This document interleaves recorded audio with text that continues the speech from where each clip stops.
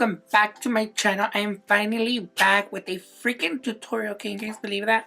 I have been gone probably like 2 months. If you guys do follow me on social media, like my Instagram, I did get surgery, but I am back. I'm still healing my scar right here, but I will do an update video on that. But for now, let's focus on makeup. I wanted to do something colorful because, as you guys know, I did buy the James Charles palette. So I was inspired by Rocio Ceja. If you guys don't follow her, you guys have to, because she is fucking amazing. Her blend is like amazing. I know I didn't do her justice, but we all start from somewhere. I'm not very familiar with color.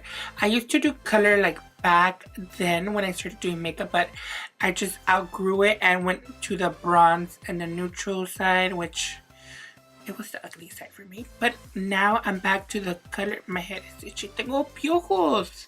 No puedo creer. Well, yeah, guys, if you guys want to see how I create this look, then just keep on watching.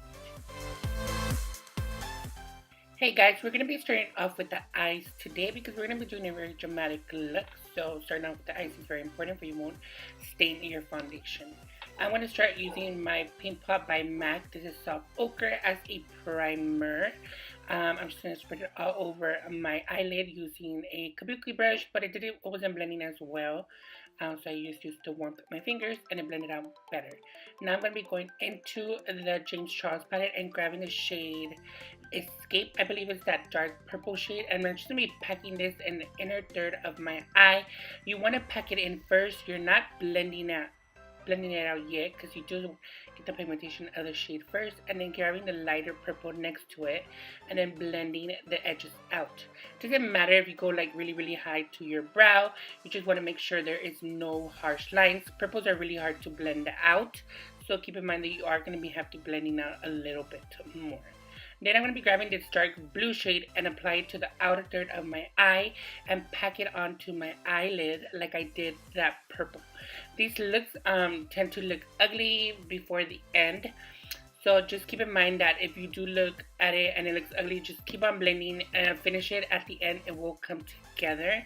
And then I'm going to be grabbing that lighter blue shade and then start blending the edges out because I do not want no harsh lines. It's very important, guys. No harsh lines.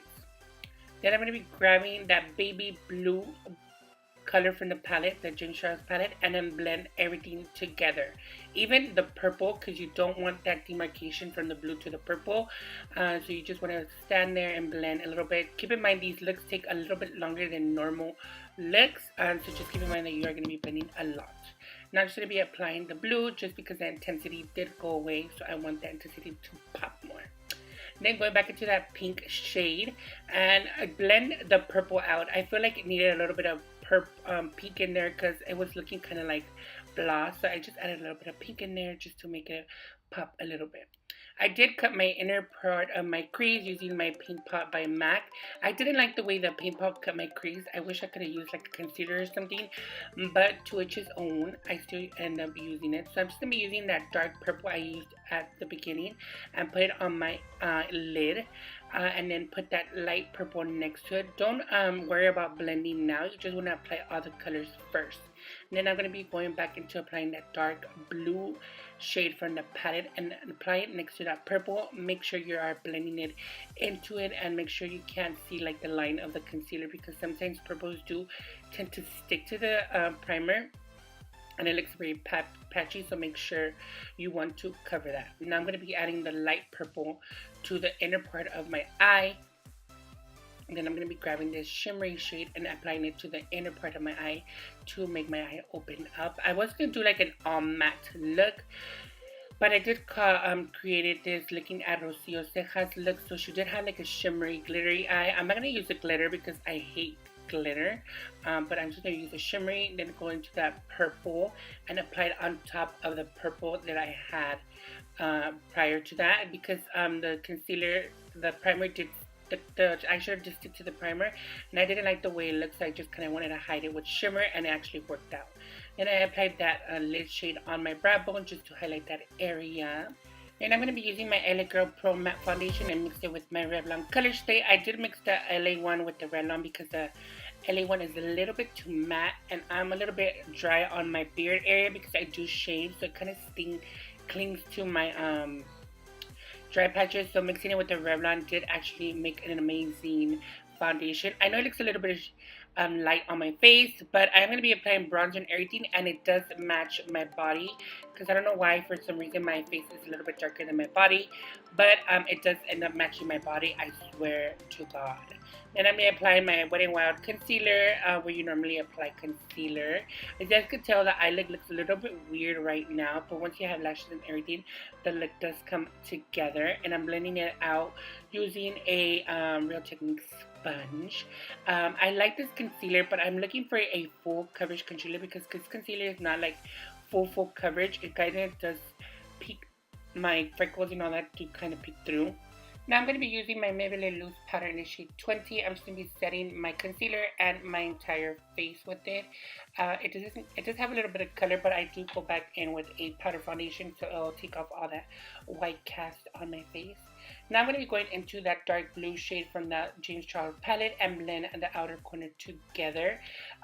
When I was blending these colors, I did realize that the colors did like oxidize on me. I don't know why. I don't know if it's just me or the primer, but the shadows did like kind of a little bit oxidize on me, but it still looks cute.